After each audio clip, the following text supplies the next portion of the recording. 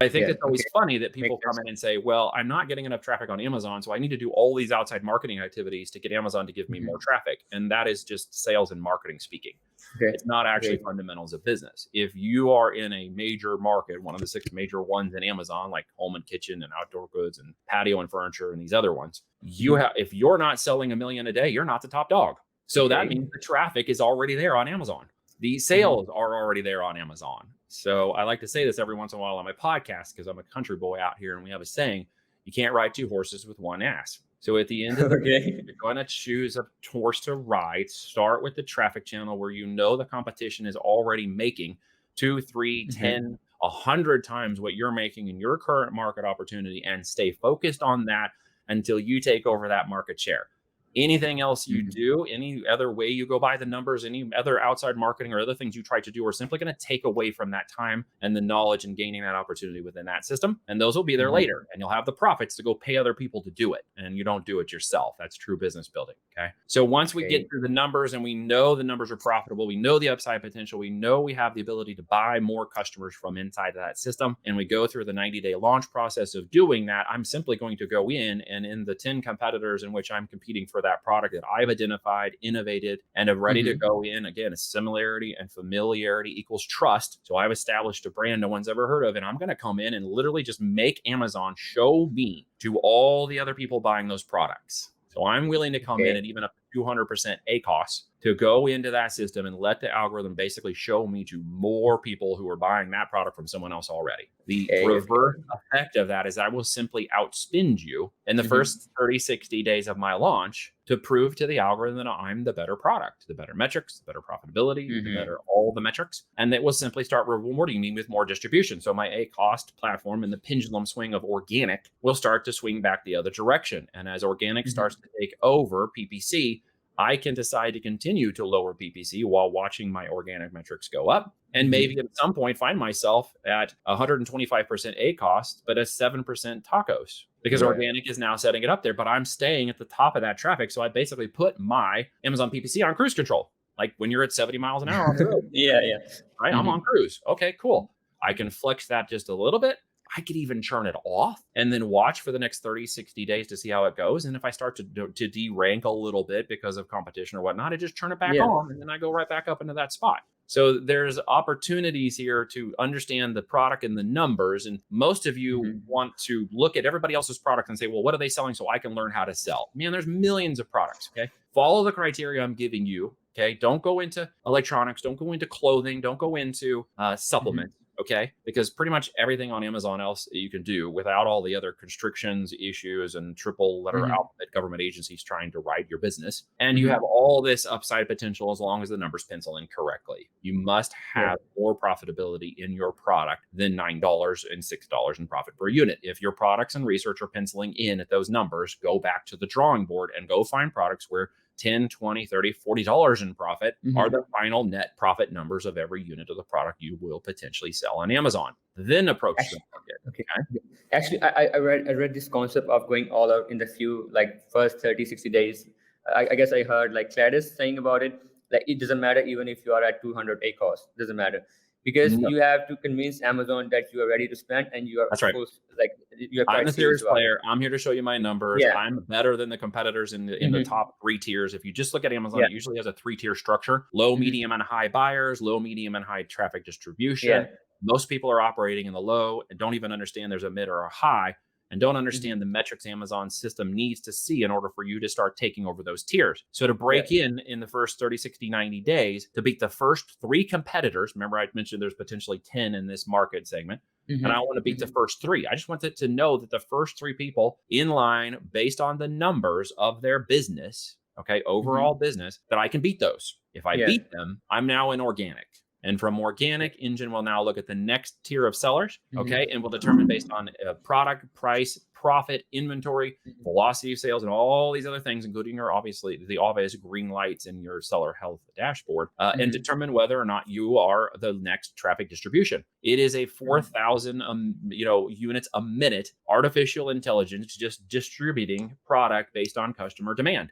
So Mhm. people think that, the customer per se is the one exactly driving my purchase decision. And you're actually wrong. It's Amazon's Okay. artificial intelligence that's driving the Mhm. demand of the customer just in time to the right vendor with the lowest amount of returns, most maximum profitability, and all the right numbers to have that product delivered to the customer just in time, like 30 seconds or less, right? Okay. Get them to Okay. buy in 30 So seconds or less. so it's like it's all about patience. I have seen like medium or small level like sellers, they don't have that sort of patience. After like if they No, see they don't like understand what it takes to go to war.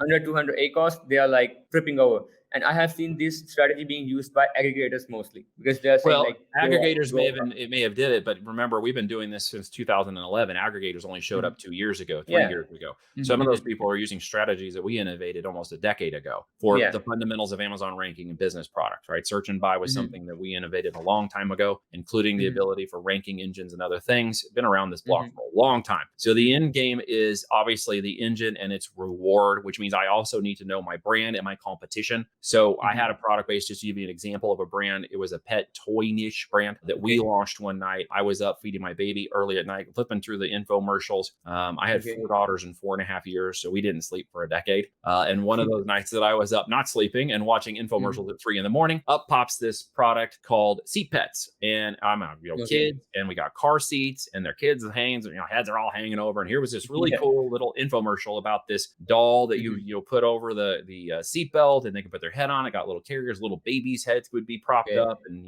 little Uh-huh. kids would be able to sleep in the car and not have their Mhm, head all jacked. Really cool little product. And like these people just mhm. spent 500 to $1 million on an infomercial. There's got to be something to that product. I've never seen that before. And being a Okay. relatively new parent, I didn't really know what the market scope was. I'd never looked into Mhm. it. Maybe these were old school. I didn't even know, right? But I did Yeah. some product research and discovered they had a basic Amazon presence, and they had just launched not but a couple months ago into the full market and the infomercial marketing and all this marketing happening in the big world. And they had Mhm, somebody put mhm. up some listings on Amazon, and it was okay. Even if Okay. it had been great, it was new to the market. And obviously, it was a new segment. So I sent my partner this Mhm. information, and he says, "Give me a couple days. I'll come back and take a look at it." He comes back and he says, "Hey, I have an idea. My son is big into anime, and they have these big characters and Yeah. faces and stuff." And he said, "What if we took the like regular pets that look like pets, and we took the dog and the penguin and the bunny, and we Mhm, made them look a little bit more anime. We get their eyes a little bigger, we round their faces out, they look a little bit more mhm. anime." I'm like, "That's a brilliant idea. Let's go test that out." So Oh, knowing they that's had spent nice. $1 million in the info marketing, we bought 2,000 Mhm, units of that product.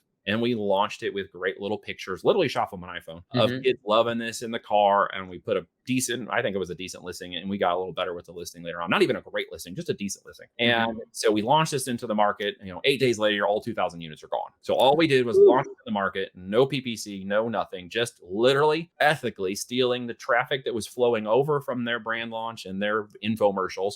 It was coming to Mhm. Amazon, and we simply put our products in a better place. We called it Belt Buddies, which was the Okay. competition to Seat Pets. Okay. And we Okay, so trademarked it. mhm. How was your production like production how did you like convey it to the supplier, and was it a disaster or you No, handled it it like went off easily? relatively smooth. They had some Mhm, great samples made for us in a few days. They were hand stitched. mhm, They were just prototypes, and we're like, "Hey, those look mhm. really great. Let's get 2,000 of those and go to market." And Okay. we had to slightly innovate the product on the second batch because we made the seams a little stronger. We made the pocket a little bigger. We just we'd listened to some of the feedback, and we made some small adjustments. And Okay. then literally we got the next 2,000 units back from that same manufacturer, and then we sold those out in a couple weeks. And so we just kept ordering 2,000 units, 2,000 units, and it just kept selling out, selling out. And we started to rank, and the reviews were coming in. These are better than Seat Pets. We love Mhm, Belt Buddies and people's pictures of their kids and cars. And I mean, it just took on a life of its own. But the mhm. understanding is that you should not marry your product. Don't marry your product. There are plenty Okay. of other girlfriends in the market to go steal. There are plenty of product Okay. manufacturers and Shopify channels that don't have great Amazon presences. There are plenty of Amazon sellers out there that don't really know what they're doing, where you can make a simple, innovative spin on a Mhm, product and go back and ethically steal their traffic inside of Amazon, even free, or go in with PPC. The point mhm. is, make the product profitable and then look for those opportunities. I'm not talking about trending products. These are more evergreen blue sky. I'm not talking about fidget spinners and this kind of nonsense. Put some Okay. brain power into it and get the numbers right, and those opportunities will be everywhere. So we literally took a market that was innovating in there. And I know there's a bunch of these in Amazon. You may not believe me at this moment, but when we run the data, there are lots of these. There are plenty of sellers who have been in the market for 2 or 3 years who have just been there because they were first, not because they're best.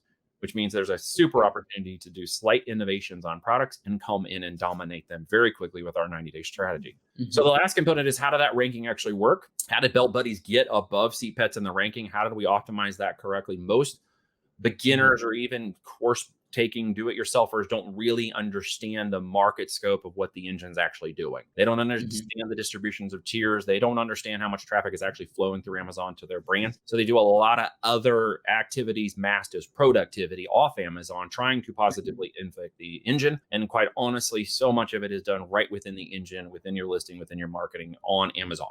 Okay. And so we truly unlock all this and understand what keywords of broad scope are, and phase, and of course, exact match. And you really understand your market segment, what node you should actually be within, not your department, category, or subcategory, but what node should I actually be properly aligned to match expectations and become a hyper relevant listing. Belt Buddies was a hyper relevant product in the market segment within its specific categorization on Amazon correctly for a toy, stuffed toy. And because of these things, the listing and the product became hyper relevant. Hyper relevancy to the engine means that based on that customer demand coming in for those products, shifting through thousands of them a minute, it is going to determine that you are the most relevant product for that customer demand. And then it will simply place you in front of that customer. In some cases, before the customer even saw the competitor, right? And in a lot of cases, when done correctly, the customer thinks they're seeing a product selection, but in actuality, Amazon knows that this is the product most in demand by them, and will simply show that product to them more in different searches and give them more distribution. I have a question here. I have a question.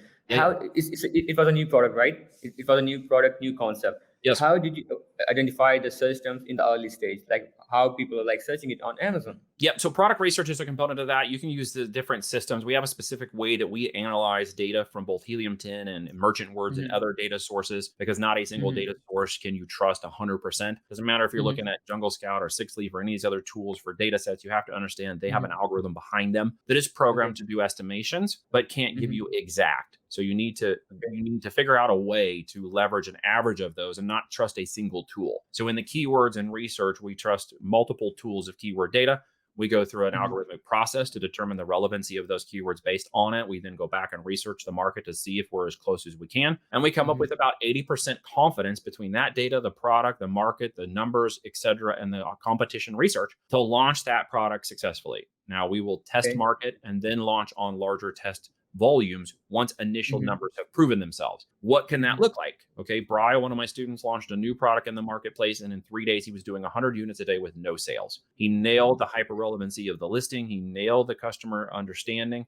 He nailed their buying points within it and the product valuation as well as the price point. And all of a sudden, it just took off. Like, it took off so fast. He had not ordered enough units, and so he started to do a couple of tactics we taught him to lower it without decreasing his ranking. But in actuality, what happened is he found a new segment of his market at a higher price point. And so he could actually add more than $10 in retail cost per unit to his product, and it was still selling and increasing sales volume as he increased his prices.